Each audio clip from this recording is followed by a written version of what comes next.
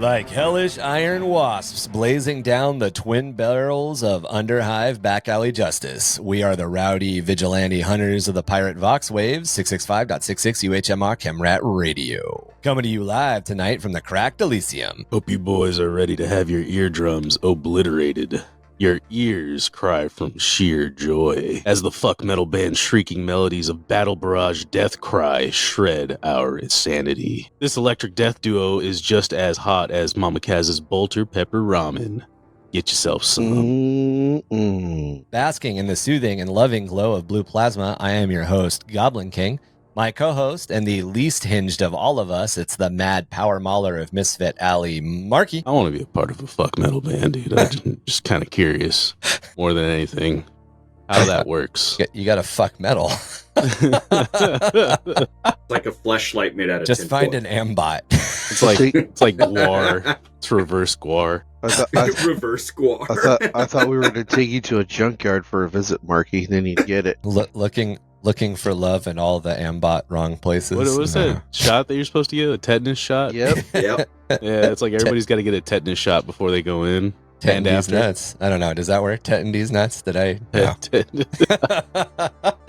Speaking of, it's our very own double razor-fisted polar bear, the Frosthollow, ChuckerFly. I tell you what, it's really rough, these holidays, because you get extra lines to do and you just naturally fall asleep. Like halfway through. It's usually the opposite of what happens when you do lines, so it's kind of weird. Yeah, it's kind of weird because all the extra food.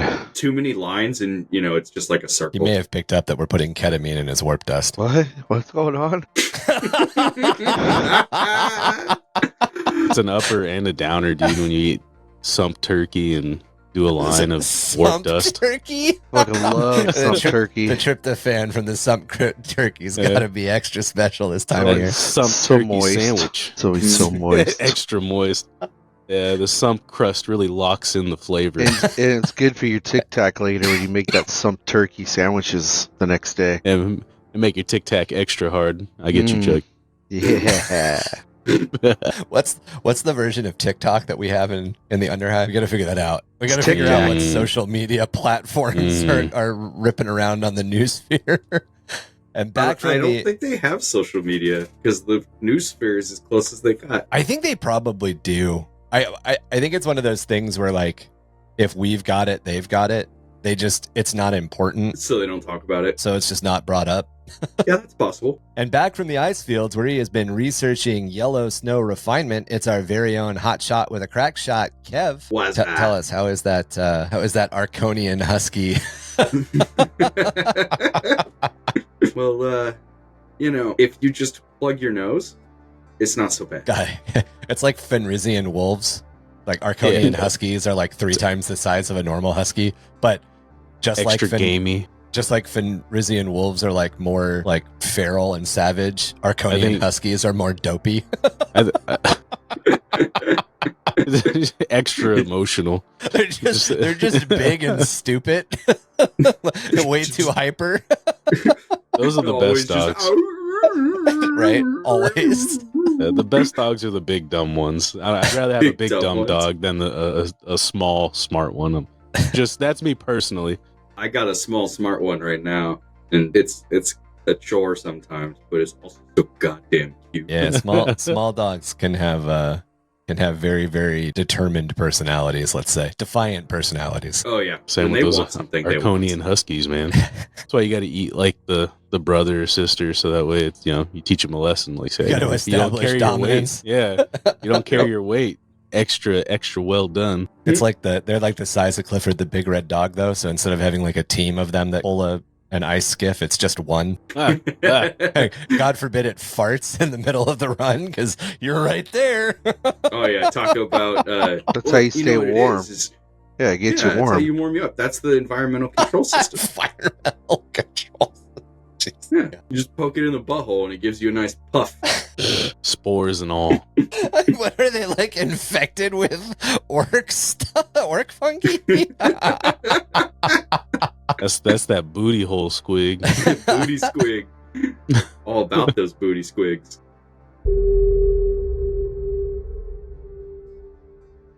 Welcome to episode 95, Horus Heresy, the Battle of Calth, Part 1. As we covered Istvan 3 and then later the drop site massacre of Istvan 5, we got a lot into the background of what was happening, why it was happening, and then we kind of talked about the tragedies, because that's very much how those are.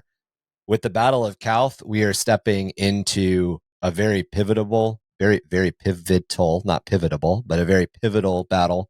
And this is really one of the first battles that is almost nonstop action story. If Calth was made into a movie, it would be it would be the blockbuster action standalone of the summer. It would be Arnold Schwarzenegger's running around everywhere at their peak. What's that guy that made the Transformers movie? It'd be like that. Michael Bay. Michael Bay. It would be the Michael Bay special. The Michael Bay of 40k, the Battle of Calth. Istvan 3 and Istvan 5 would definitely be blockbuster movies, but they would be the Girl with the Dragon Tattoo, where there is a bunch of action style, but there's just a lot of dark moodiness as you're leading up to it. Like Dune. Yeah, Dune. There you go. That's probably a better example. As to where the Battle of Calth would be Mad Max Fury Road.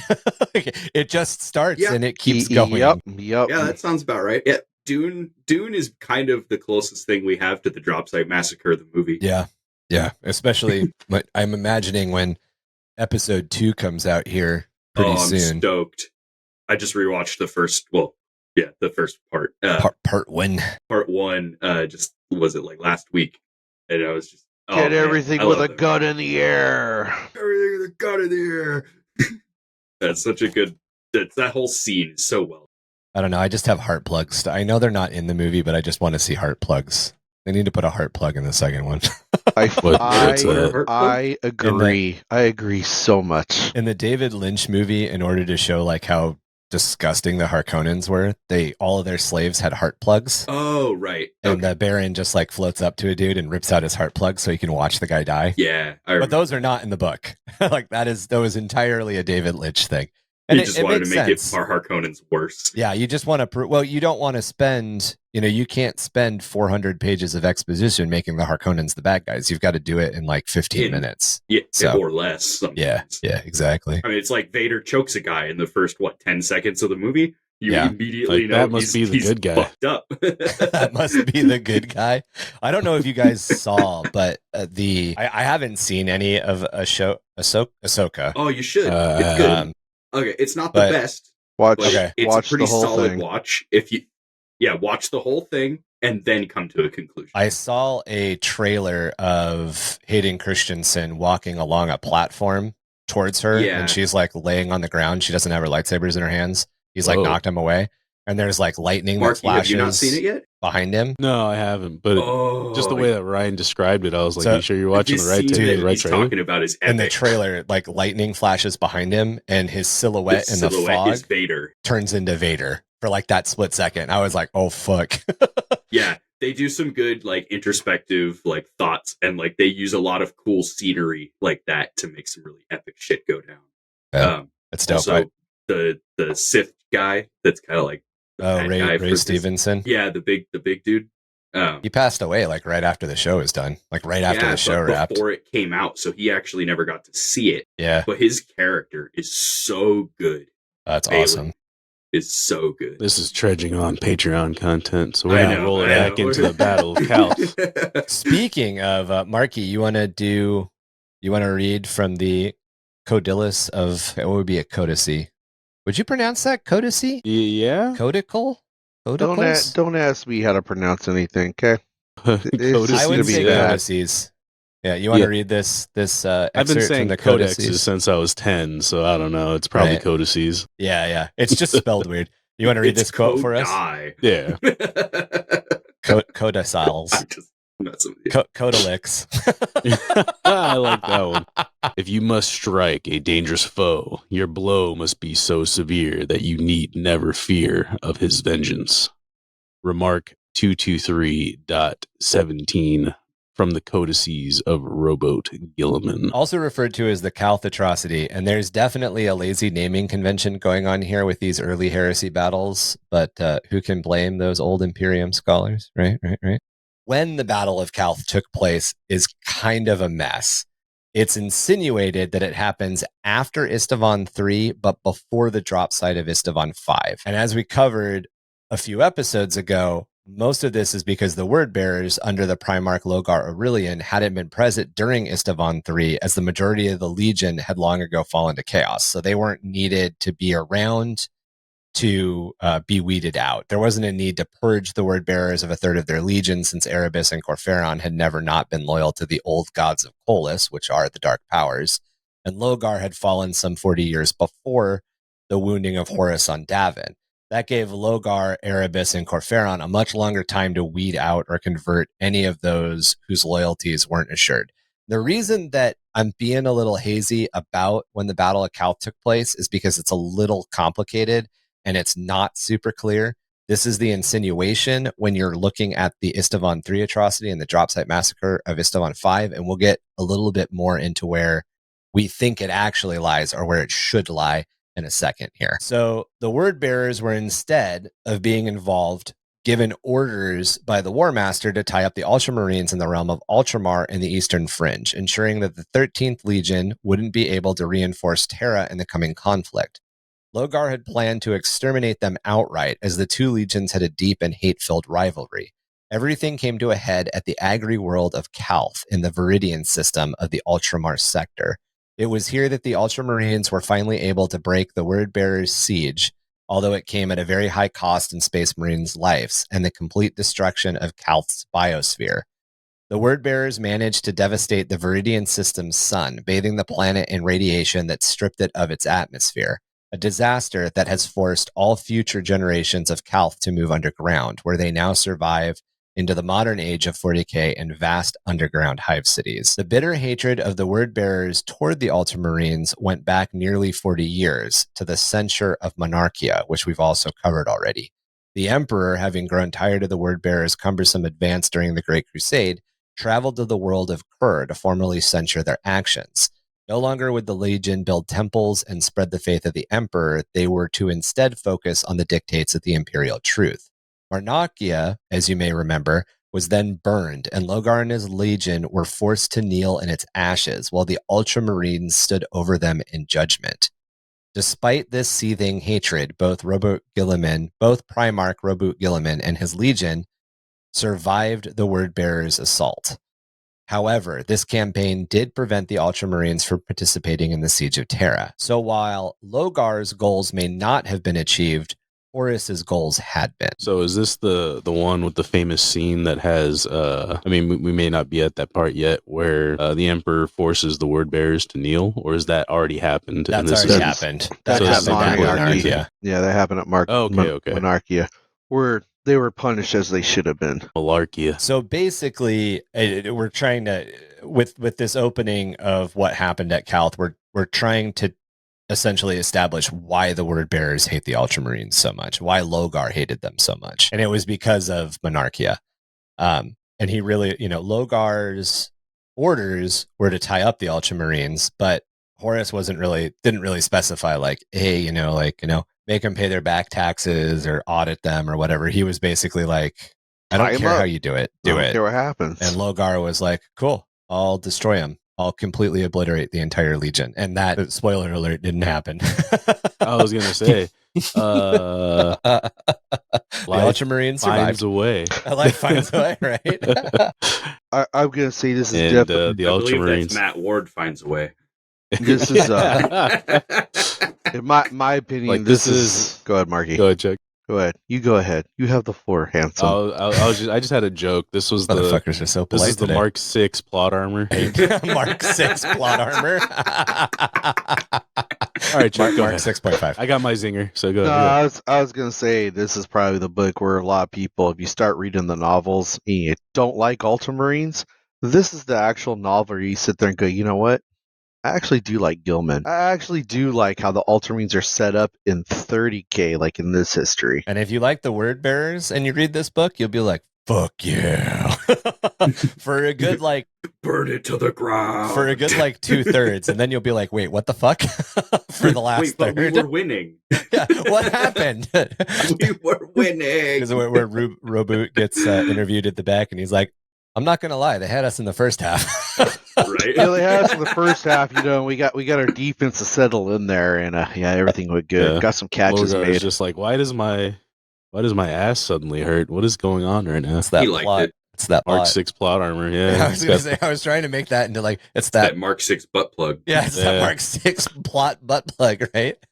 Got that extra arm that just shifts out the ass. Like, you know how they have chain swords? It's just a chain sword, but it's butt plug. what if they instead had of like teeth. chainsword Isn't that more tails? like a chain fist? That sounds like a Slanesh thing, bro. Have you seen the Is that the Infinity one with Gauntlet? the meme where- gyrating chainsword? Oh my god! Got 3 of them on the end of it. That's it. I want to see the Emperor Children kit bash where it's a bunch of little tongues on the chainsword instead of the teeth. Yeah. Jesus. Logar's like, man, I sure hope Gilliman doesn't steal this custom chain fist from me and use it on me. Oh, please, no. Oh no! Oh, I tripped. Oh, Oh, step no. Gilliman. Isn't that Oh no! isn't that don't actually do it. Fulgrim's, like, the whole thing with Fulgrim? Oh, Step Gilliman! Wow! Oh, Step Gilman. Step Primarch. Step Primarch, help Step- me. Step Primarch, I'm stuck on the Step command Primarch. council. Step Mark, I'm stuck on the golden throne. Yeah. Whoa! My life alert is not working. All right. So the War Master's treachery hadn't been revealed until the frigate Eisenstein, under the command of Death Guard loyalist Captain Nathaniel Garrow, brought news of the Istvan III atrocity to Terra. Because of this, Horus had been able to move the legions around like pieces on a regicide board, deploying those he considered a bigger threat to the farthest campaigns, the Blood Angels having been sent to the Cygnus cluster, the Dark Angels being sent to Tuscaloosa, and the Word Bearers and Ultramarines being ordered to muster at Calth. Horus had fed false intelligence to reboot Gilliman, which suggested that the Veridian System far to the galactic south of Terra was under threat by the orcs of the Galgesh Empire, which both the 13th Legion Ultramarines and the 17th Legion Word Bearers mustered to protect against, and then completely go forward and exterminate through a crusade against them. This meant that Gilliman departed Sol System for this muster point mere months before news reached Terra of the treachery at Istvan. So all of this is happening. All of these communications are crossing. Everything's crossing in the wind, essentially. Furthermore, turbulence in the warp meant not only would the Ultramarines be sent on a weird and winding and therefore long path to get to Calth, but they would not be in contact with Terra throughout the entire time. So Terra was unable to recall them. Terra was unable to be like, hey, shit's going down. We think the Word Bearers are part of this heresy. You need to watch your back, or you need to stop what you're doing. You need to come back to Terra now. For their part, the Word Bearers would also be delayed, this time by the opening slaughter at Istvan. And here's where some of the weirdness with the timelines and lores come in. While some of it can be explained away with how the warp works and the relativistic speed of light and the way that information would travel, a lot of other parts just don't make a whole heck of a lot of sense. It's almost as if this was penned early enough in the Black Library that not everybody was sitting at the table with each other yet. It's stated that the Word Bearers were sent to muster at Calth just before Horus's treachery at Istvan III. That's stated. In the Istvan III roundup, Horus sends the Word Bearers to Calth before. It was given as one of the reasons that the Word Bearers weren't there. But they were present at Istvan V, which would suggest that Calth happened between Istvan III and Istvan V. It is further suggested that the Ruin Storm, which was powered by sacrifices at Calth, happened after Istvan V. In fact, it would have had to have happened after Istvan V. And the timeline says that Istvan III took place in 003.m31, Istvan V in 005.m31, and Calth in 007.m31.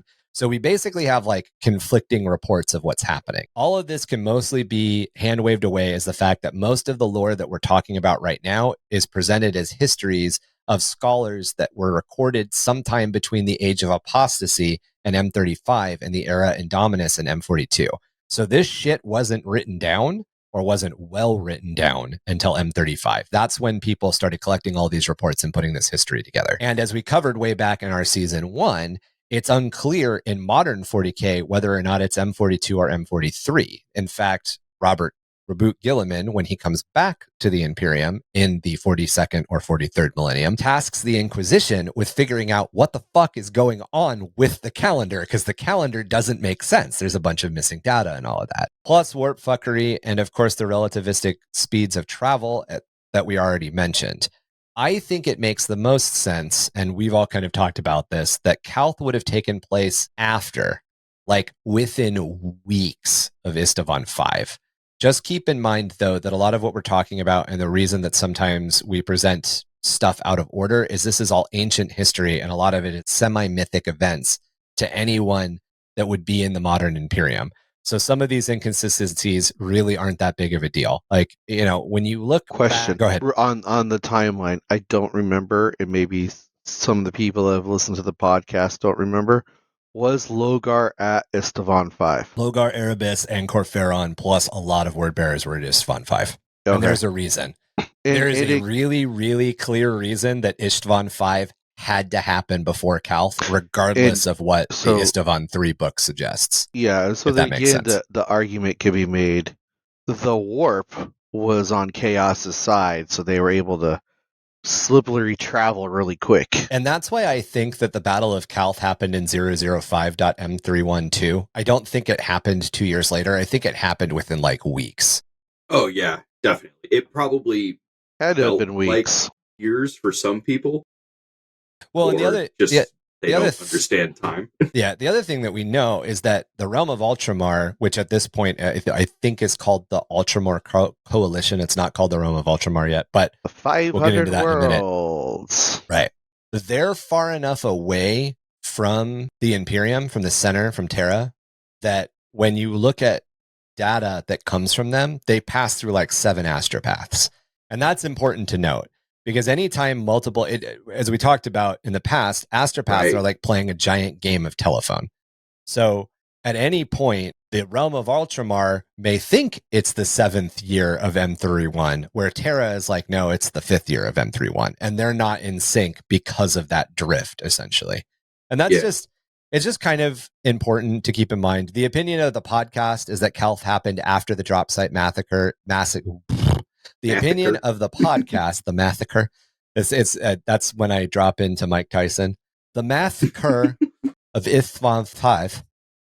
My opinion, the atrocity. It was an atrocity, and that's why I bit his ear. I'm sorry.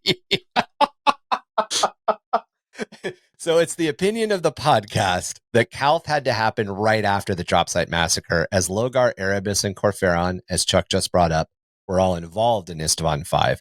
And to complete the Runestone ritual, or to start the Runestorm ritual, and to start, in fact, the invasion of Calth, they 100% had to have happened after Istvan 5. So the fact that the Istvan 3 book says, well, the word bearers weren't here because they were being sent to Calth, and then it's just weird. Just realize it's weird. We're not trying to confuse you guys. It's literally just how the lore is presented. Calth was one of the glittering jewels of the Ultramar Coalition, which would later be called the Realms of Ultramar, and Logar wished to destroy it as much as he wanted to exterminate the entirety of the 13th Legion. So this is one of those, like, I'm going to kill you and I'm going to destroy all your stuff. This was all in retaliation for the Ultramarines' participation in the burning of Monarchia 4 decades earlier. Calth was a verdant agri-world located in the Veridian System, and its manufacturing output was on track to rival and even surpass that of Macraig within the next 30 or so years. Talks had even begun around the construction of a superorbital ring, much like that which orbited Terra, which would vastly improve Calth's ability to move goods to and from orbit. In an example of the Emperor's new golden age, Calth stood next to Macraig, Samarth, Connor, Akulad, and Ix in the Ultramar sector as vastly advanced and incredibly wealthy worlds. This was a planet on the fast track to become one of the anchor points for the new glorious imperial civilization that was said to flourish in the afterglow of the Great Crusade's achievements. An example of all things the word bearers had come to hate. Their sneak attack would also serve to reveal the word bearers' allegiance to the ruinous powers and the War Master Horus. And since the 17th Legion were already completely sworn to those powers, their passage through the warp, as Chuck pointed out, was very swift and very uneventful. Ultramarines leave Terra probably 004 M31, And they just get bogged down and spit back and thrown out and pulled in. And it's like going through a maze. The word bearers, straight as a fucking arrow. Command of the slaughter that was to follow was given to Corferon by his Primarch Logar. And the first captain of the word bearers would execute these orders with the assistance of the Dark Apostle Erebus. Logar hoped the assault would gain him favor in the eyes of the Chaos Gods, and had set the primary objective as the destruction of the 13th Legion Ultramarines, and his secondary and personal objective being the death of Reboot Guilliman, his hated rival. Guilliman and a large chunk of the 13th Legion had been stationed near the moons of Saturn and Sol System when they had received their orders from the War Master to muster at Calth. This sizable a force of Space Marines, the weight of 2 legions, the Ultramarines and the Word Bearers, hadn't been seen since the Olenor Crusade, and some within Primarch Reboot Guilliman's command questioned the need for such a large force, as tactical audits of the Galash Orcs showed they presented little real-world threat to the Imperium. However, some of the more experienced chapter masters realized that the Ultramarines could help the tarnished reputation of the Word Bearers by operating in concert with them, with an assault on Galash being intended to demonstrate the authority of the War Master over all of the Legionnaires Astartes. So there was this like, this is overkill, but maybe it's to save face for the Word Bearers. Like that was the, what's it called when you justify something? The plausible deniability. It's the way that they're worried, but they're like, there's no reason to think that anybody's treacherous yet, so they're justifying it essentially. It's the whole thing. Your big brother punched you in the face, but now he has to help you out. Exactly. Mend that fence. Be good to each other. Quit being a whiny little spoiled kid. Or I'll slap you again. Which all the traitor legions are. Which one of us plays Imperial Fists? I forgot. That's the golden child. Exactly. The one that gets all the resources, all the nutrients. Right. In the whelp all the pit. guidance. In the whelp pit. Marky, are you bringing it back to Skaven? Back to Skaven, huh? Best Get all the armor, breeders. best weapons, best food. I like this color rat, and there's not a lot of them, so I'm going to give him more. Man, these rats that are painted yellow are the best. There you go, Chuck. When you do your Skaven conversion army, yeah, there's a kit bash I got to do now. Yep, thank you. More work You're on welcome. the agenda. Reboot Guilliman, recognizing Horus's rightful authority, moved his legion to Calth in order to rendezvous with other elements of the Ultramarines and take on supplies for the coming campaign. The Ultramarines would join with the Word Bearers and combine their efforts to crush the Greenskins. Guilliman felt that the Emperor had been wrong to use the Ultramarines as an instrument of humiliation against the Word Bearers Legion, or as an example against any of the other Astartes to get towards the idea of the perfection of them. Guilliman knew relations between the Ultramarines and the Word Bearers had been poisoned by what had happened on Kur, but thought that Horus had ordered the 2 legions to work jointly in the pacification of Galash in an attempt to close the rift that had opened between them, just as Chuck pointed out. Brothers are fighting, now you need to work together, you need to heal that wound. There were many signs that the tragedy would soon touch Calth, and given the Ultramarines' reputation at maintaining readiness, it could be considered incompetent on their end that so few of these warning signs were heeded. The first whisper of the Word Bearers' coming betrayal came as a minor interruption in Vox traffic around Calth that was attributed to a solar distortion. Soon reports of voices chanting over Calthian Vox links came flooding in. This eerie chanting interfered with the main orbital data feeds all across the planet itself.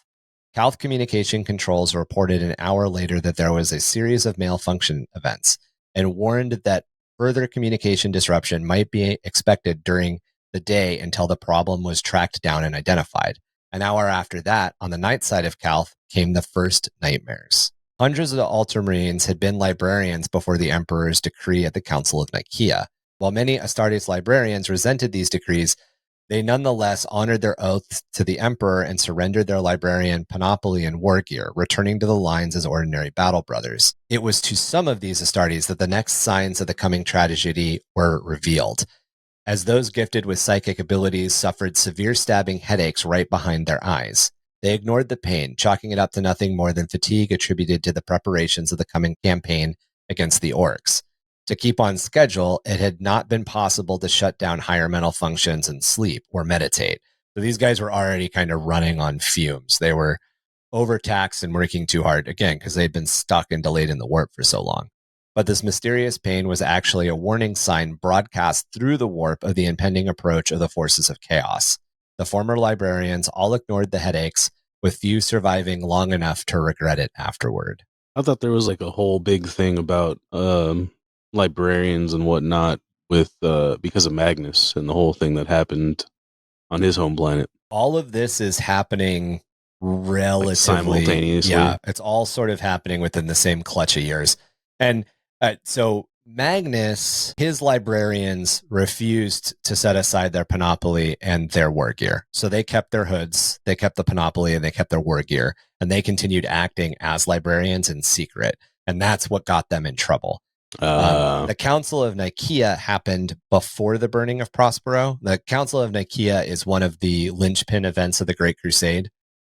And this is one of the first times, the second time really, if you count Istvan 5. This is the second time that that's kind of come back to bite the Imperium in the ass. The Imperium. Yep.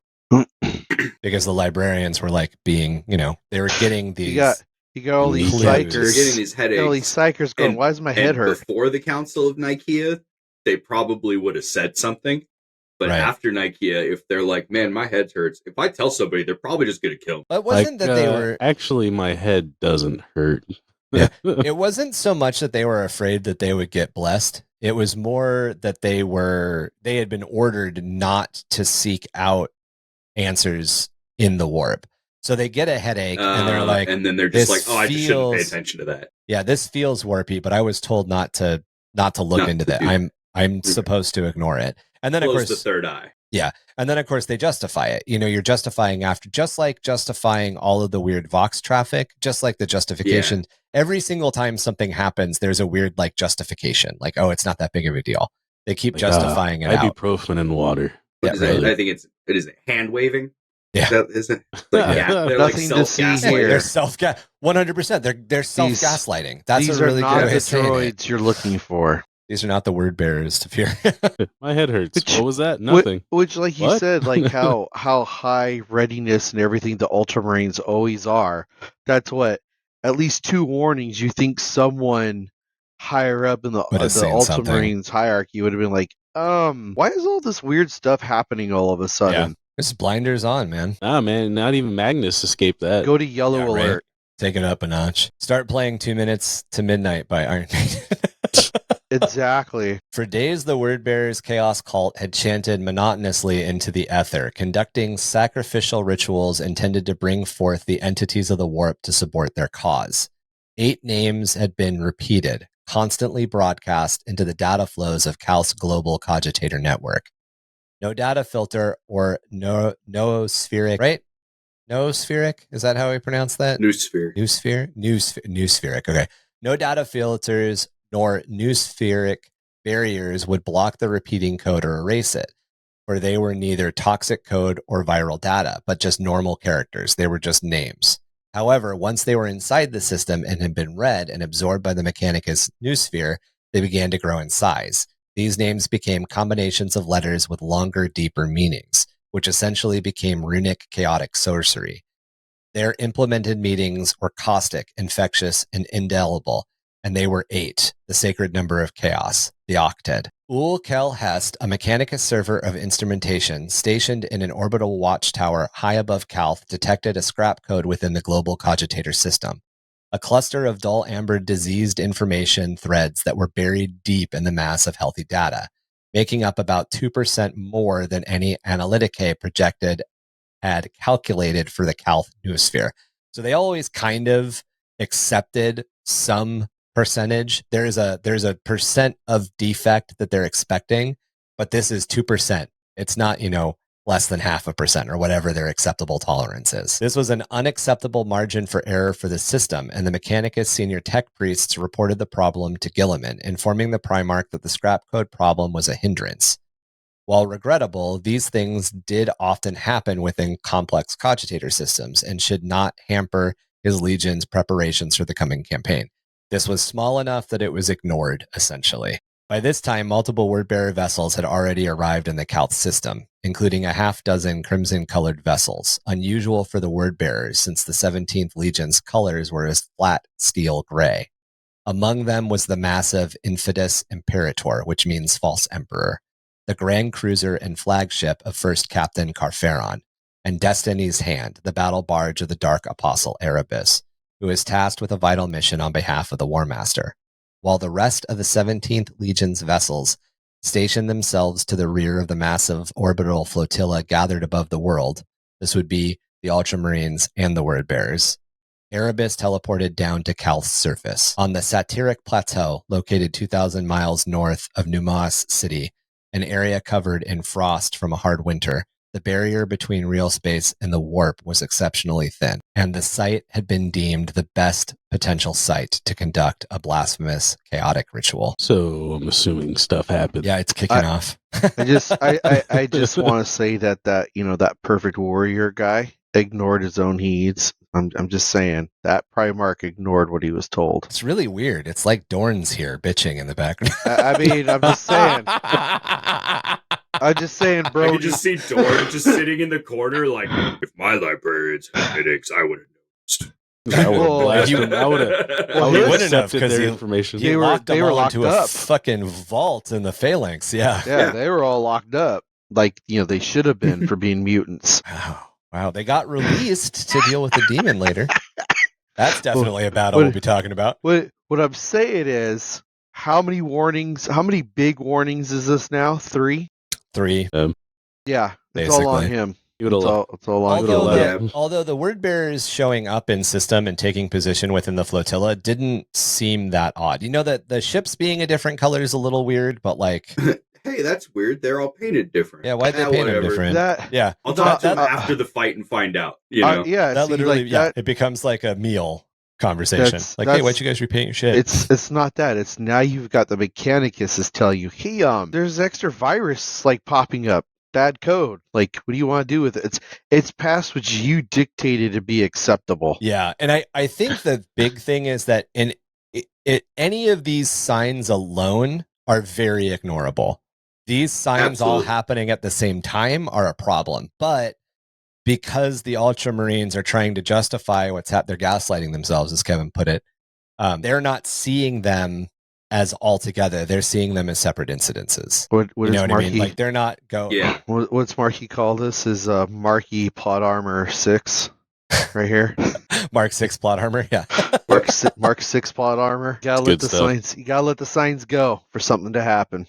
A word bearers strike team led by Ensember Zote, one of the dreaded demon-possessed Dal Vorbach, was already on Calth awaiting the Dark Apostle. He had with him a work party of Tenzar Call, the recursive family, one of the many chaos cults that served the 17th Legion. This would become the point of true conjunction on Calth, what the word bearers were going for.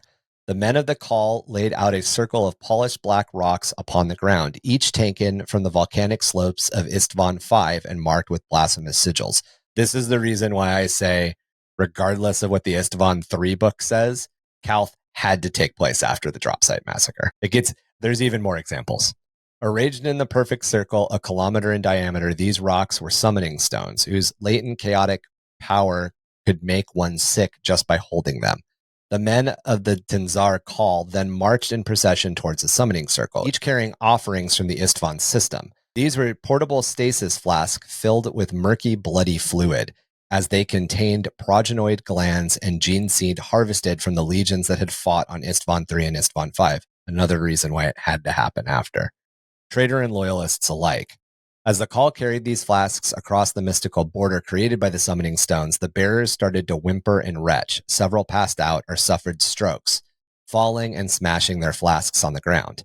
As the moon rose in perfect alignment, Erebus sent a message to the traitors in orbit. The time had come for the word bearers to have their revenge against the Ultramarines and their insufferable Primarch. In high orbit over Calth, on the Ultramarines vessel Samothrace, Captain Sorto Chur. I hate trying to pronounce some of these names out loud. G-dub. Smashing consonants together doesn't help in English. Captain Sorto Chur of the word bearers. Sora. Sorat Sure. Chur? Sorat, you're right, Sorat. Captain Sorat, Sorat sure, Chur yeah.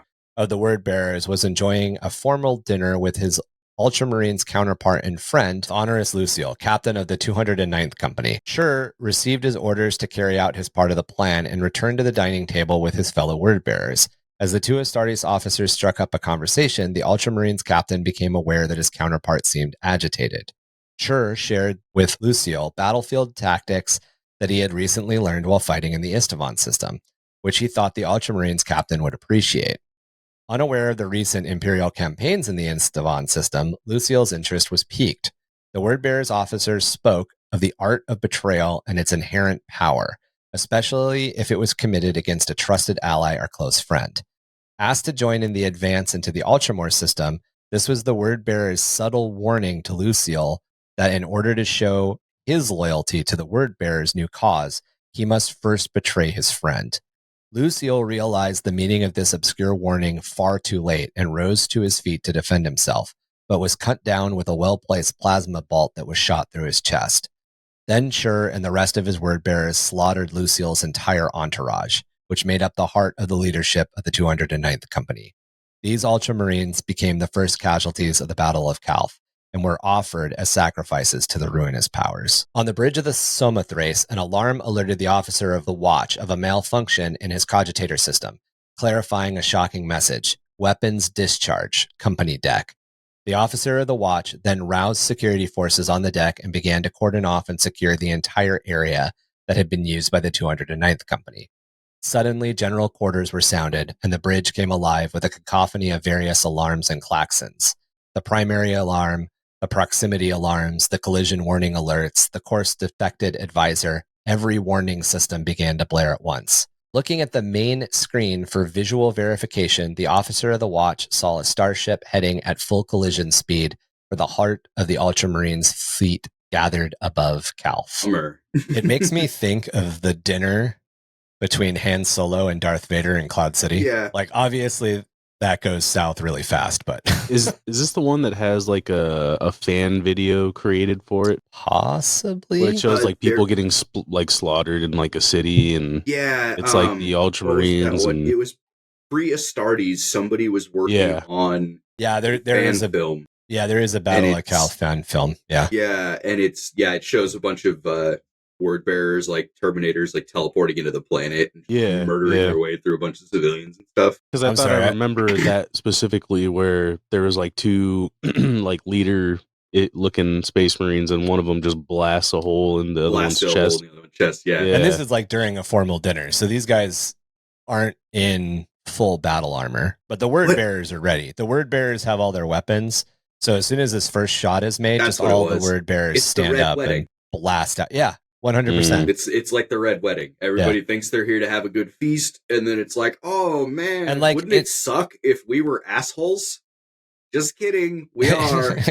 And it's really hard to it's really hard to kind of enforce the subtlety of that conversation. But this dude didn't necessarily want to betray his friend. Like he was definitely not going to betray his legion, but he didn't want to betray his friend. It's that whole like.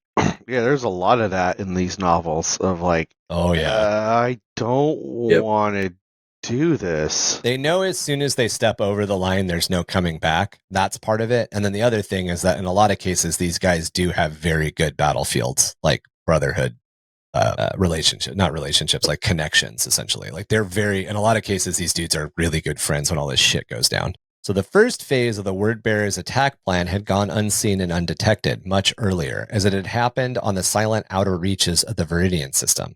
The act was the taking of an aged fleet auxiliary tender by the name of the Campanile, which had gone unreported as none had survived the takeover. The ship fell silent just as the first of the Word Bearers' fleet came out of the warp into the Veridian System, with the mess of Vox traffic completely masking any loss of anything. Essentially, all these ships come in, Vox channels go live, one ship blipping out of existence becomes, again, a clerical error. It's not seen as a problem by itself. Here's sign 4. How it had been captured didn't matter, whether by some warp-tainted psyker fated to die as an act of ritual sacrifice, or some warp entity breaching the ship's hull, slaughtering the entire crew and taking control of the vessel's systems. The captured Campanile had crossed the inner defense ring of Calth, its codes being accepted as authentic by the orbital defense grid. The mass of the Ultramarines' fleet lay in its path, as well as Calth's massive orbital dockyard. As it passed within the orbit of Calth's moon, it suddenly began to accelerate. The captured vessel screamed into Calth's orbit like a streaking projectile fired from a bolter, heading directly for Calth's fleet yards and the fledgling infrastructure of the planet's first proper superorbital ring. So they had started to build the ring at this point. It somehow managed to miss some of the larger vessels, either grazing off them with its void shields or skimming the surface. But smaller crafts like cargo boats, lighters, ferries, and maintenance riggers that lay in the Campanile's path were utterly annihilated. The Ultramar Azimuth graving dock was vaporized by the runaway vessel. Several Ultramarines vessels suffered catastrophic hull damage, and multiple orbital manufactory models were destroyed, instantly killing thousands of Imperial artificers and engineers. The Campanile, losing none of its momentum, and continued with its suicidal orbital plunge. Next, the captured vessel punched through a hollow construction spheroid that housed 3 separate vessels, obliterating them all. The assembly ruptured. Debris propelled into the attached habitat modules, voiding them into space. Its continued trajectory caused the Calth Veridian anchor to shudder under the onslaught. Internal explosions occurred throughout the structure as even more starships in various states of disrepair were destroyed or catastrophically damaged. Larger battleships exploded as their power plants and vast ammunition stockpiles were critically compromised. Huge burning sections of the orbital yard superstructure, as well as the debris of destroyed vessels, rained down upon the surface of Calth. Then Ultramar's Zenith graving dock suffered integral gravimetric failure and began to drop out of orbit, twisting and breaking as it plummeted to the planet below. The massive grand cruiser Antrodamicus, supported by the dock, ripped free of its moorings and slid backwards, caught in the gravity well of Calth. Its drives offline, it had no power to stabilize itself or prevent its inevitable doom. And still the Campanile, a gargantuan mass of streaking death, continued to carve its path of destruction. It annihilated a pair of slipways and ships within them, ramming through the vital data engine hub and destroying multiple data engines as well. The automatics failed, and the new sphere experienced a critical and fatal interruption. The orbital fleet yard power core was obliterated, killing over 35,000 men and women. Only then did the Campanile finally begin to break up, its chunks still traveling at immensely high real space velocities, one of the disintegrating vessel's pieces tearing apart another Ultramarine battleship. Once the remaining pieces of the Campanile cleared the far side of the Calth Veridian anchor, they rained down, burning like meteorites upon the surface of the planet. So this was just like a word-bearer ship that's just plunging itself into the planet? It was an Ultramarine ship. Well, it was a Calth ship. It was a ship of Ultramar. Oh. And it was at dock, so it was off. So imagine if you just like cut the lines off of an aircraft carrier and it just wandered around the harbor smashing into things. Oh, shit. It was way out in system, so it was at the edge of this. It wasn't in dock. It was at the edge of the system. Was this? Oh, my bad. I thought it. Oh no, it hit the dock on the way in. It hits the dock. Yeah. It basically comes screaming out of the blackness, and the first ship that sees it is the Samothrace, the Samothrace. But the Samothrace is under this like perfect timing. The Samothrace goes into this weird condition red where it's got to deal with its own shit, and then this ship comes screaming by it. So the only ship that was capable of dealing with it was busy. Has all this internal conflict. Yeah. So Marky, you remember Jurassic Park 2? Yeah. You remember the scene where the boat with the T-Rex on it and everybody's dead comes out of the fog and it's just coming full throttle into the dock? Okay, so it's very similar to that situation. Like that. Yeah. It's essentially an orc rock. Yeah, it's behaving like an orc. Did I miss why it just did this, or you just explained that it did? Were you sleeping this whole time while Ryan's beautiful voice was reading? I don't know if I just missed the first part of like why this just just before everything kicked off, just before Erebus went go, some chaos element took over the Campanile. So the Campanile is essentially like a big trade ship. It's probably a big transport. They call it a tender, and I wasn't able to really figure out what a tender was. But tenders are fuelers. They're the big ass fuel ships. That makes sense. It would hold food, water, Yeah. fuel, This is all a the stuff that you massive need to ship. resupply a warship, because a warship, you don't want to carry all that, because the more of that stuff you carry, the less good stuff. Yeah. So think of like a black ship, essentially. That's how massive this thing was. And it was an old one. So it was just sitting way, way out in the system. Probably had kind of been co-signed to like a Partially space station decommissioned. status. I Yeah. was just trying to see like when this thing got taken over. Like right before the word bearers came into the system. Yeah, but are they the ones who did? Yes. Yeah, the word bearers did this. It's like in the action movie, you know, when the bad guys or good guys or whoever it is, they go get that truck that's parked way in the back Yeah. in the shadows, and the watchtower's light just can't see it. It's that No, scene. I understand all that. He's the asking when it got part. took over. Yeah, So, yeah. because it was just I don't know if like I just glossed over that part or what, but it just went from the word bearer's initial plan of attack was this, and then all of a sudden the ship's flying towards the planet and Pretty much. So Okay. the word bearers had snuck into the system before. So the Gall Vorbak were already on the planet. They had snuck into the system before all this had happened. And then either a lone Chaos Psyker had gotten onto the Campanile, or it had turned into a demon ship. And we're not really Okay. sure. So that and was like that's their it. first plan of attack, essentially, is that they came take into over the orbit ship. and this thing got taken over and then sent towards the planet. Yeah. To go bang ship. They took it over a couple of days before the word bearers started, and they just Actually, started okay. moving towards the planet. So it had been like slow burning the entire time. And then, of course, you know, there's that moment, like that Star Wars moment where like, oh, the codes are older, but they're still on file, sir. And then they just wave the ship through. And then the third Star Wars, or I'm sorry, the sixth Star Wars movie. It's an old The code, third- but it checks out. Yeah, it's an old set of codes, but it checks out. Yeah. And it does that. And as soon as it gets past essentially the big orbital lasers that would have blown anything coming from out system this fast out of the air, it immediately burns hard all of its engines. It gets past that point where Calth's defense ring can deal with it, and then it burns hard. It's, you know, getting through the blockade and then crashing the car. Yeah. Straight yeah. into Buenos Aires. Yeah. Straight- Again, I understood all that. I just didn't understand when the transition happened of Yeah. the word bearers got there and took this thing over and then sent it along kind of thing. And the main reason is because it's not really known. That the assumption is that it was either a Psyker that they got onto the vessel, or a Chaos Demon took it over. Yeah. It's that scene in the movie when they show up with the truck and they're like, "Hey, look what we got!" And you're like, "Oh, that's where those people have been for the last 15 minutes in the movie. You didn't see what they did." It's not quite as bad as the end of like Now You See Me, where you're all of a sudden like Mark Ruffalo is the bad guy the entire fucking time. There was no hint. You made that up. Sorry. Back aboard the Samothrace, Sorat Chor. Jesus Christ, this dude's fucking name. Back aboard the Samothrace, Sorat Chor and his Astartes advanced toward the main bridge, killing most of the ship's crew, burning through blast hatches that had been closed in desperation. Finally, Chur confronted the ship's captain, who refused to assist the traitorous word bearers, but he was completely ignored. So Chur comes in to the bridge, and the dude's like, "We will not capitulate." And Chur is just like, "Yeah, I wasn't going to ask you to." And he fucking kills him.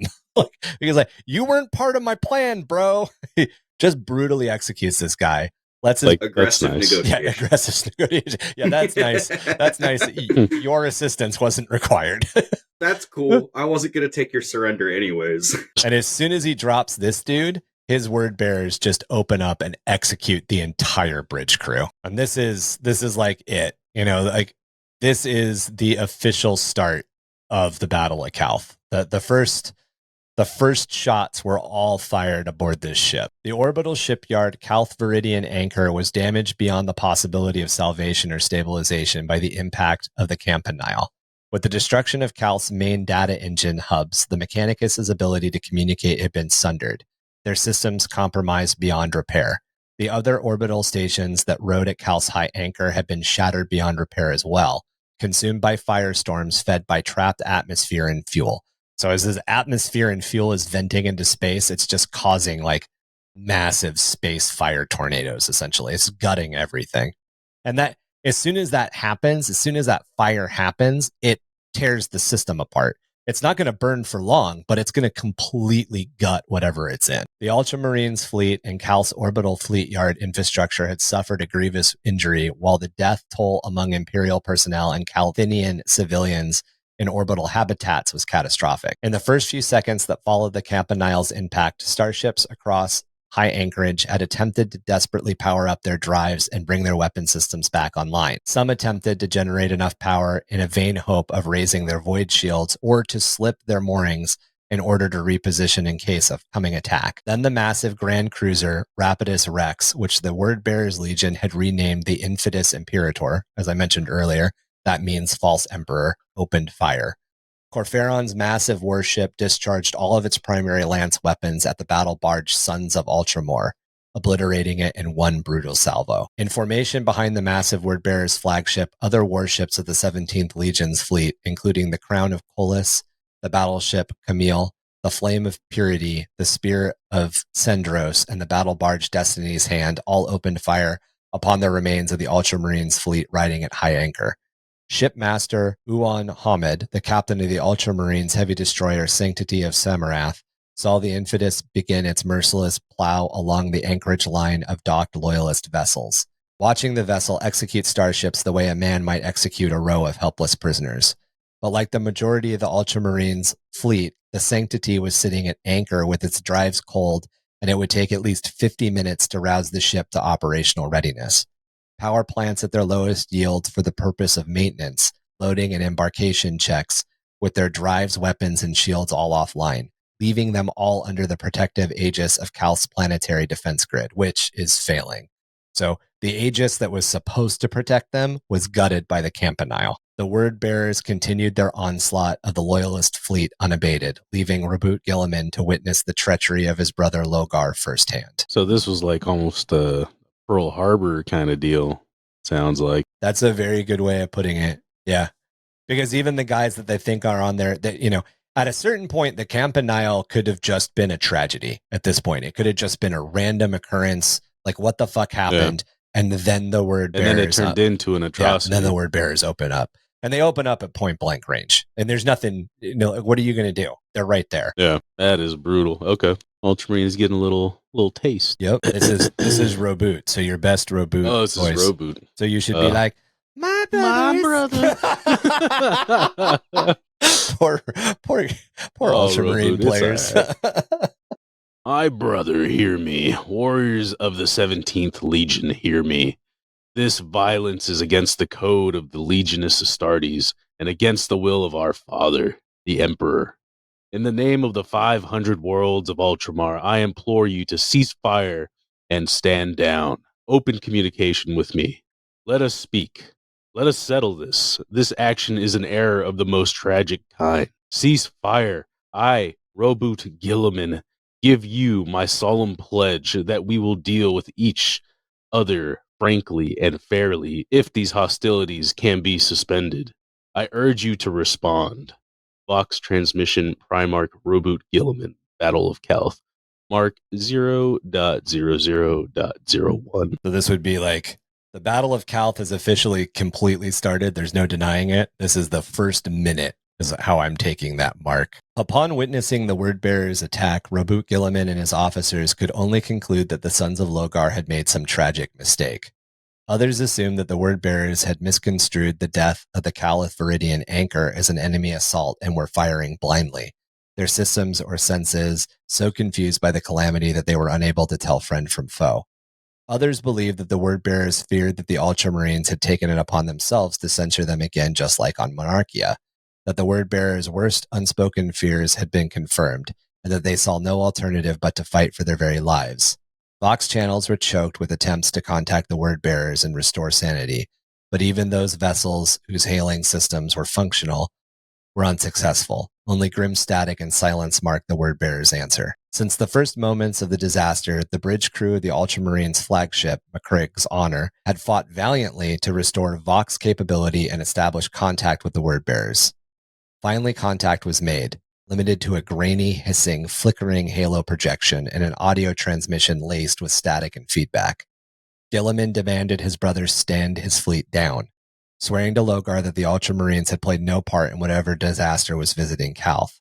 But Logar had no interest in speaking with his brother and instead spat a bitter curse before terminating the link. It was then that Guilliman saw what was unfolding could be no accident. As his fleet burned and the word bearers continued to cripple and destroy even more of his vessels with each passing minute, the Primarch of the Ultramarines gave an order he had never imagined he would have to speak. With bitter resolve, Raboot Guilliman ordered his sons to defend themselves. With this order, the Ultramarines began to return fire.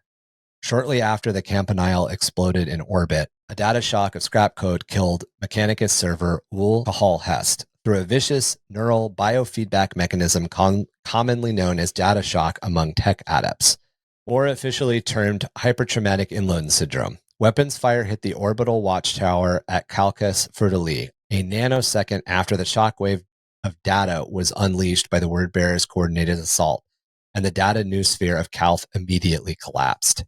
Hess twisted in agony, absorbing the shared neural agony of several thousand deaths. Those of his Mechanicus brethren aboard the primary shipyards, docked vessels, and in the tower around him as they died. Their agony transmitted from their dying neural cortexes through their augmented systems into the noosphere they had been connected to at the moment of their death. With the death of Hess and his fellow Mechanicus personnel, all of the networked cogitator systems of Calth went offline. Calth's planetary defense grid ceased to function, leaving the entire Ultramarines fleet exposed and unable to mount any defense against the traitor's warship attack. Hest's second-in-command, Bir Edva Tarwen, a Magos Analytica, had not been killed by the infected scrap code.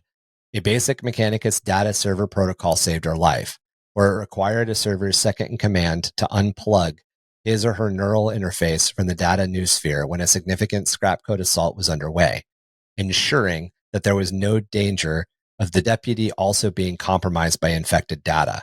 As Hess died in her arms, he charged his deputy with connecting herself to a working server and then attempting to reconstruct the noosphere and bringing the orbital defenses back online, forever cementing Magos Tarwen's role in the coming conflict. The noosphere it's like the internet, the power grid, the water grid, every single civilian system that helps a planet function the way that we look at our planet functioning, water, power, trash, communications, that's the noosphere. It's all controlled by the Mechanicus. So the noosphere is greater, but that's what suffers when the noosphere goes down. Yeah, it's like the noosphere does everything for the Mechanicus. They can look at a person and basically see their social media profile as Imperial records, and their it'll digital tell you everything. Footprint. Yeah, it'll like they can pull all that data and it'll like hover around them in like a virtual reality system. It's almost like augmented reality. Almost like RoboCop, where he's like looking around and like and running a background check on every person. Yeah, exactly. Mechanicus personnel can do that. Normal civilians won't have the implants to do that, but the system is there, and so when that fails, everything that relies on all that, all the records it's connected to, all the power grid that it's also used to manage, that all suffers. So this was like almost a virus that the quote unquote, or I guess not quote unquote, but like the dark mech or like the traitor Mechanicus sent towards Calth.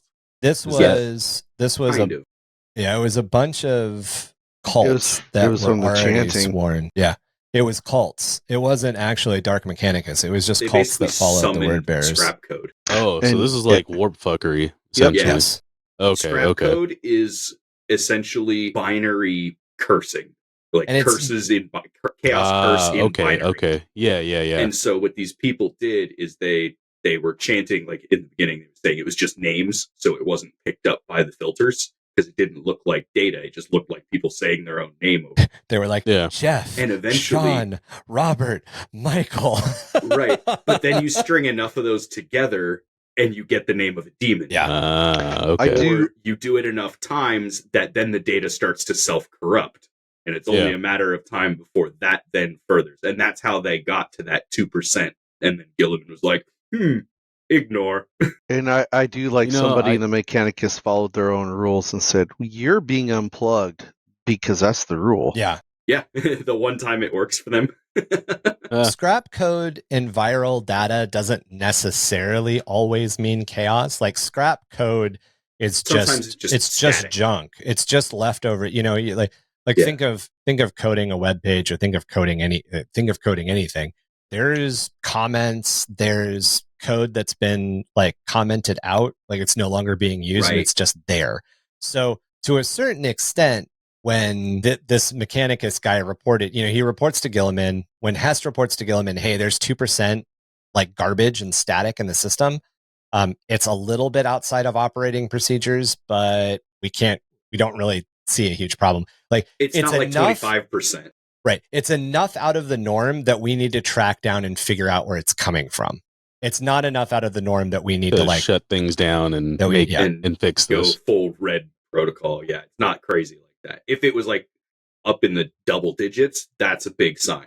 Right. Like imagine if your hard drive got 2% more full. You'd be like, that's weird. I must have double saved something. Yeah, you don't get to a point. Hard drive was all of a sudden like went 25% full. Yeah, if it just chunked up by 25%, you'd be like, that's weird. Yeah, time to run a virus scan. And that's probably what they did. And the other thing is the timing of all of this.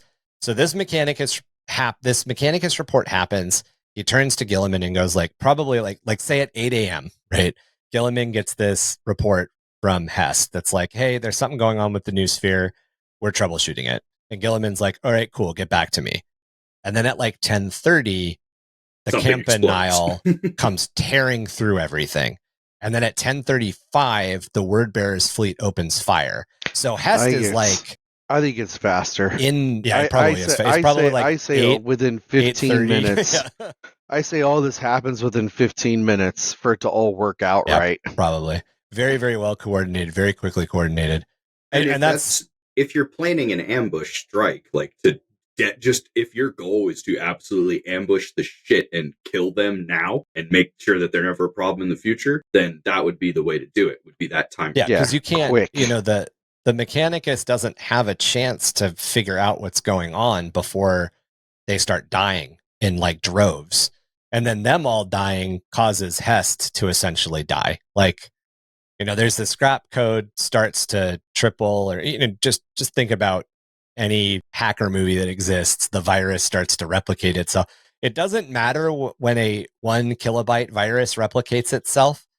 It matters when the 1 kilobyte virus has been exponentially replicating itself for 15 minutes, because then it's no longer 1 kilobyte. Then it's 40 tera. Legion. Yeah. It's huge at that point. And then it has its own name and it's being mad. The other thing to keep in mind with the new sphere too, is that all of the machine spirits, the AI, every AI system, every machine spirit system that controls orbital guns, shields, anything, all of those drop at the same time too. And most of these systems are either servitor or machine spirit driven. There is no person at the orbital lance ready to take over and fire it. There are people on call in case this happens. They're all probably asleep when this is happening too. Knowing the Word Bearers, it would probably done it right before everybody went to breakfast. Shift change. And the other thing is, you never expect, when you build a redundant system like this, you never expect the entire system to drop at once. You expect 25%. It's 40. It goes it's from 3 times redundant to cascade failure. Yeah. If more than 25% of it goes down, then we're probably fucked anyway. Right. And this is a case where 33% of it goes down. And then very quickly it goes from 33% to 99%, within a minute or two. Yeah. 20 minutes later, Logar's giving Gilman the middle finger. 20 minutes, Lorgar. Yep. 20 minutes, Logar. Yeah. Instead of longer. But it's one of those things where these guys, these backup crews are getting called to their gun stations, and as they're running to their gun stations, their station's blowing up. Yeah. It's literally the scene from Dune. Get everything with a gun off the ground in the 100%, air. Yeah, 100%. And they're just getting annihilated. And at that point, you got Sardaukar dropping in. Or as Marky pointed out, it's the attack on Pearl Harbor. Yeah, very much so. By the time you realize what's going on, very similar in that way. Where that's how it has to happen. Yeah, it does. It definitely does. And in this case, it's not from an enemy that you thought was an enemy until this moment. It's literally when Roboot sends that message. He's like, "Hey, pretty sure this is a mistake. Call me back so we can figure it out. Just let me know it's okay, right?" And Lolgar goes, "Fuck you, you're a fucking bitch." in transmission. Yeah, and hangs up. And then Roboot's like, I thought oh. Lorgar was more like, lol, TK. Yeah, probably. It's like, hey, Roboot. Hey, Roboot, what? Fuck Team you. killed again. Yeah. I was is that rocks fall? What do you mean rocks fall? Generate new character. What? Wow. Well, yeah, it could totally be the two guys on the islands. What's your name? Yeah, I was thinking that. Reboot. What's your Fuck name? you! Oh god. Fuck you, Reboot. Fuck you. That's how you can sum up the entire heresy. Oh yeah, that's a huge chunk of the heresy. As debris began to fall from the clouds, long tails of fire dragged behind these meteorites of shattered ships and fortifications. They erect long lines of destruction across Calth's peaceful river valley near Kolkas Fortalice, like artillery strikes tearing apart a no man's land on some distant planet war zone, turning the picturesque green fields and blue skies into an angry red and black rolling monster. And that's where we will wrap up episode 1 of the Battle of Calth. Yeah, again, like I said, I read the book, and there is some really because you get to meet other characters of the Ultramarines. Like, there's a really cool character that's gonna be in charge of like Calth, the whole thing, and he's got like the Mechanicum loves this guy, builds him a whole body. Well, it's unfortunate he doesn't make it very far. Again, just like Istvan 3 and Istvan 5. So Istvan 3 and Istvan 5 very much determined who the traitors are and who the loyalists are, and very much determined how the traitors and the loyalists kind of act. Not Ultramar, the Battle of Calth very much determines how Roboot will write the Imperialis Codice later. Yep. The document that the chapters are supposed to use. This is where this battle is like, damn, there's too many of these guys to fight at once. That's fucked.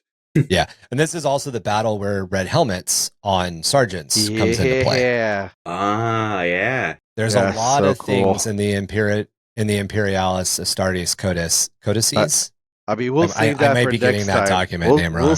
We'll save that for next time, but that to me is so cool how the red helmet comes about. Yeah, it's super neat. It's basically a dude like before the Battle of Calth, not that long before the Battle of Calth, a guy a month before the battle had come out. Yeah, it's like, hey, maybe we should start practicing to fight against other Space Marines because that might happen. And they were like, "You're That's an heresy. idiot. Why would you do that? Why would you ever want to do that?" Because the guy that's all about having all the backup plans doesn't have a backup plan. That's why. They're like, "You're an idiot. And you're no longer a captain, you're a sergeant, and because you've been demoted, paint your helmet red, you dumb bitch." Because you are and now he was the only censored. sergeant with he was the only sergeant with the red helmet. And then this happens, and then Gilliman's like, "Oh, I guess all sergeants need red helmets now." That guy was right. He was right. Bob over there, Bob was right. His name's not Bob. We'll get into his. That's supposed to be like Scarlet Letter, kind of deal. A little bit. Yeah, it was kind of a punishment. It's to point out somebody that's being censored. Yeah. Like, that's the guy that's a slut for killing other Space Marines. Sure, yeah. That's the guy that doesn't give reach around. Want to get into contact with us about any of our episodes or about the show itself? You can reach us through email at underthehiveofmadness@gmail.com. Feel free to join our community on Discord. Not only there can you talk about things like the lore, hobby, tactics of Warhammer 40k, but you can also get involved with other topics such as Age of Sigmar, Magic the Gathering, RPGs, video games, and much more. You can find us on Facebook, Instagram, or at our website, underthehiveofmadness.com. Spelling and links should be in the show notes below. Help the podcast grow by liking and reviewing us wherever you get your podcast fix. Our home is on Spotify, but we are also on Apple, Google, Audible, and many more. Help the podcast grow by liking and reviewing us wherever you get your podcast fix. We are on Spotify, Apple, Google, Audible, and many more. You can also support us on Patreon at www.patreon.com/underthehiveofmadness. All Patreon members get access to video podcasts with minimal editing, so you can see our beautiful faces and hear all of the times that I put commas and periods in sentences that don't actually fucking exist in my notes. All Patreon levels also get access to our quarterly painting contests, plus we have perks at higher levels, so go on over and check that out. You probably also get a lot of entertainment from me completely stumbling over some of these, like, Hey, did you ever wonder what a dude with 17 consonants and one vowel in his name would sound like? No, GW, I never did. But now you know. That's an interesting name to read in my head. It's not an interesting name to read out loud. Have you ever farted so hard that like it hurt? Like that's kind of what this guy's name sounds like. Some of these names definitely do. Sure. Not sure. Sure. I wonder whether or not when people met him, like the first time he's introduced to a new Legionnaire, the guy's like, right. Oh, Captain Tachor. And he's like, it's not Tachor, it's pronounced Chore. And you're like, well, right? How the fuck would I know Mr. T in front of CHURE? Right. And if there was an apostrophe, I would definitely call it Tachor. Tachor, yeah, exactly. Yeah. But without it, you're like, that's a silent T, right? Well, imagine all of us are old enough to remember probably reading the first Harry Potter book and trying to pronounce Hermione the first time. Never heard that word before in your life. You're like, Hermanoia? Heroin or something? Right? It's a weird name. I haven't read the book. Oh, it looks really weird when you're like 10 years old trying to figure out this name that you've never read before. Man, Kevin, I was really not like that 10 years character. old. I don't remember how old I actually was, but I'm sure there were plenty of people who were 10 years old trying to read that book. Probably. The one that always got me was the Bene Gesserit. So the Bene Gesserit from Dune and the Aes Sedai from Wheel of Time, there was, back when I was in late high school, early college, I was starting to really get into all the creative writing stuff. There was a huge argument as to whether or not it was the Bene Gesserit or the Bene Gesserit, and then the Aes Sedai or the Esedi Desedi or something. Like there was this huge argument on how to pronounce it. And I was literally like, at that point, I got kind of into it because I was like, oh, this is interesting. Let's dig into the lore and go back and forth and blah, blah, blah, blah, blah. And then very quickly, I was like, this is stupid. These are made up fucking words. Who cares? Yeah, the benign. I mean, obviously. The benign juicing it. The benign juicing it. Obviously, it's gotten to a point where everybody pronounces it Bene Gesserit. And I want to say, I haven't seen the Amazon.com show, but I say Aes Sedai a lot. And I know a lot of people who watched the Wheel of Time show and nobody's corrected me. So I'm guessing that's the way that it's actually pronounced. But it's just interesting. It's interesting how made up words, they develop a fandom of their own pronunciations. Yeah. And I really like the way that Marky pronounced Istvan. I really like, I've been trying to do more Istvan because I always thought Istvan, and there is no, you're right. There's no extra syllable there. Yeah. But it feels like there should be. I don't know why. I almost wonder if it's because I heard an audiobook version of the Istvan 3 or Istvan 5 atrocity and the dude pronounced it that way. Because that's another thing that happens. As soon as something is pronounced to you, it screws you up. Because that's what you think it's supposed to be. Right. Like how I used to say Atreides instead of Astartes. It literally came from the fact that Dune was something that I was reading at the time. And you just defaulted. My brain just wouldn't let me read it properly. Yeah. You got better. I did. I'm better now. Now I say Astartes way more than I say Atreides.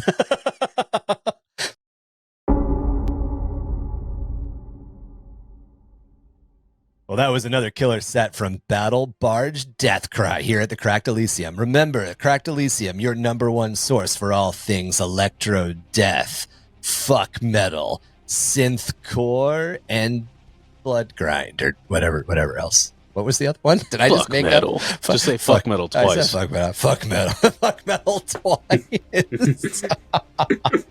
Black fuck metal. Double the fuck. Check out all Cracked Elysium's new show listings on the Arconia Newsphere. Working hard to be everything that your mama and the bodies warned you about, all while shattering whatever's left of the peace here in the Underhive. We are 665.66 UHMR Chemrat Radio. Reminding all of you Chemrats, Hive Mice, and Sump Ghoulies to keep those dials fixed. Right here, same ratty frequency for the same ratty-ass attitude. In the Underhive's dim, where the shadows play tricks, beware, little ones, of the four-armed Emperor's tricks. Stay close to the light. Hold my hand. Never roam, or their arms might snatch you and lead you far from home. It's good. Oh, little motherfuckers. Little motherfucker, yeah. Should probably go read a book. But motherfucking kids. Fuck them kids. Getting led away by the 400. Well, thanks for coming.